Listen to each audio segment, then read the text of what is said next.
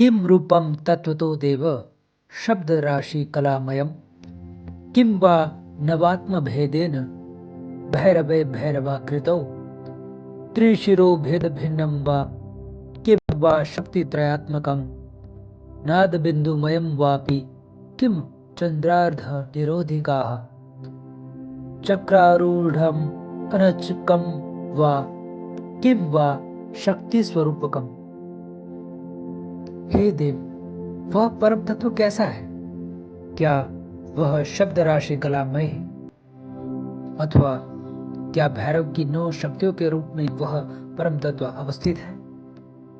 क्या त्रिशिरा भैरव ही वह परम तत्व है अथवा वह शक्ति त्रयात्मक है? क्या वह नाद बिंदुमय है अथवा अर्धचंद्र निरोधिका आदि है? क्या उसका स्वरूप चक्रारूढ़ है या वह कुंडलिनी की आकृति का कोई तत्व है अथवा वह शक्ति स्वरूप है?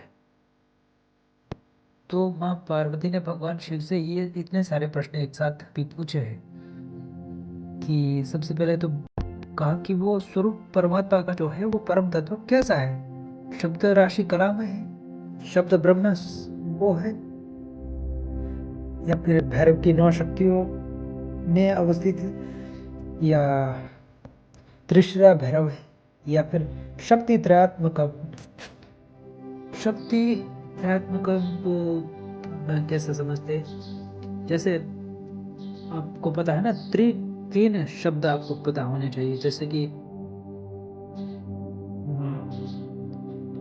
एक है ब्रह्म, एक है जीव और एक है माया। तो ब्रह्म और माया और उसके बाद जीव ऐसे एक सकते हैं तो आपको समझने में आसानी मिलेगी।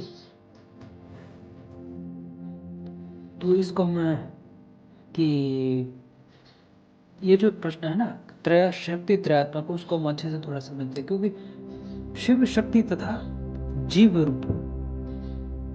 रूप से तथा इसकी अधिष्ठात्री जो है शिव, पहले तो शिव, दूसरा शक्ति और तीसरा है जीव। अब इनकी जो अधिष्ठात्री है, शिव की अधिष्ठात्री हुई परा, शक्ति की परापर तथा जीव की जो है वो अपरा नामक 3 शक्तियां है। वो कहा है यहाँ पर कि वो क्या वह शक्ति त्रयात्मक है, इस प्रकार का उनका स्वरूप है। या फिर उसका दूसरा अर्थ भी मिलता है, वो ये है कि इच्छा, ज्ञान व क्रिया, ये भी शक्ति के 3 स्वरूप हो गए। तो इस तरीके से ये शक्ति त्रयात्मक शब्द का अर्थ होता है। और अब बात है क्या वो नाद बिंदुमय है?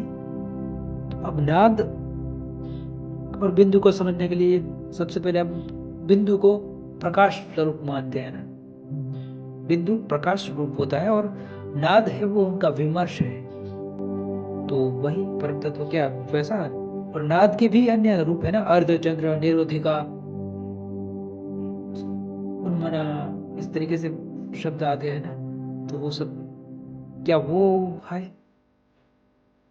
या फिर वो कुंडलिनी के चक्रों में वो आरूढ़ है वो तत्व? मूलाधार आदि जो है चक्र, हमारे अंदर 7 चक्र है, मूलाधार, स्वादिष्ठान, मणिपुर, अनाहत, विशुद्धि, आज्ञा और सहस्त्रार चक्र।